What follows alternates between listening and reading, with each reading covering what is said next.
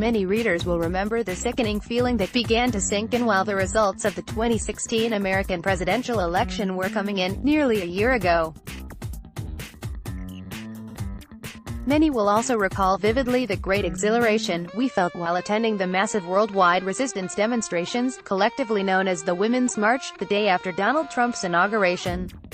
We, and the things we stood for, inclusiveness, equal opportunity and sisterhood, were the wave of the future, and we would prevail. 9 months later now, we've lived through 9 months with Donald Trump as the U.S. President. There isn't much exhilaration lately, as day by day, week by week, we watch him roll back environmental regulations, lead us down a slippery slope towards potential nuclear war, and behave like a booer towards the very population and wider world a U.S. president is supposed to be a role model for. Yes, there's still a resistance movement, but where are its teeth?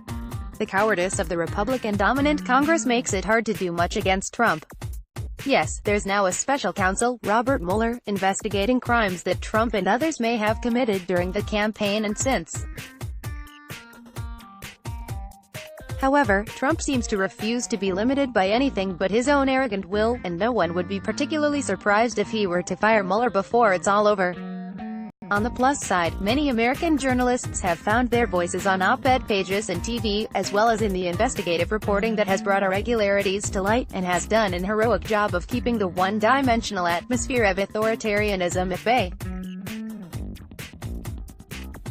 Finally now, a few Republican senators are speaking out, as well. But no one knows where we're headed. Chris Hedges, one of the best-known writers on the left, believes that only a true Gandhi-like mass movement in America will shake us loose, not only from Trump, but also from the corporate 1%, whom Hedges believes owned the politicians of both major parties even before Trump. I've put a good deal of faith in the information Mueller is gathering, but I have no idea whether it will ultimately carry the day in dealings with a man who will stop at nothing.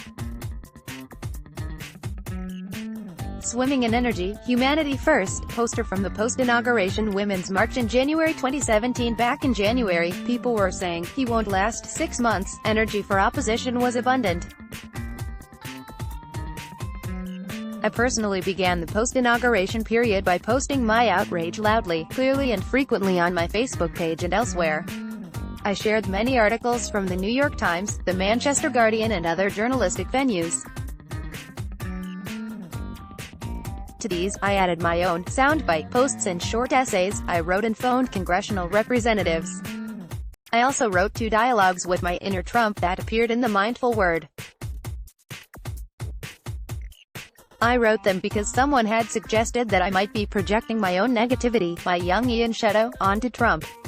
Through these explorations, it became clear to me that I do have an inner Trump. I acted it out in high school, when I wasn't averse to public demonstrations of pique and my quest to be a big man on campus. After that, I encountered enough suffering in life to stop me from believing myself to be the only one who matters, although I recognized the necessity of continued vigilance to guard against such attitudes creeping back in. A recent change of behavior. I've noticed that recently, my public expressions of outrage at Trump's continued sowing of chaos have been more sporadic. I turn to the op-ed page of the New York Times and see the latest columns by the people whose continued commitment and clarity I admire so. Yet, I no longer read many of them all the way through. The best way I can counter Trump is to live my life authentically and happily.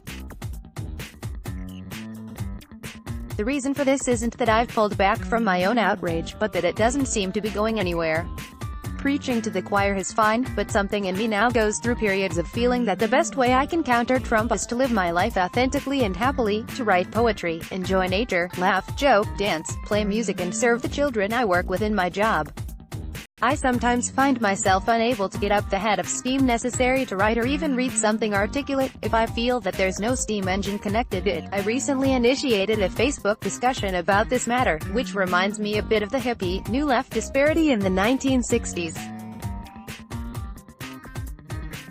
In order to encapsulate a thought in the 140-character space that goes out in big, attention-getting type with a colored background, I compressed a lot of nuances into this Should a person who wants to spread love and harmony just ignore the U.S. presidency? I hear truth in such assertions.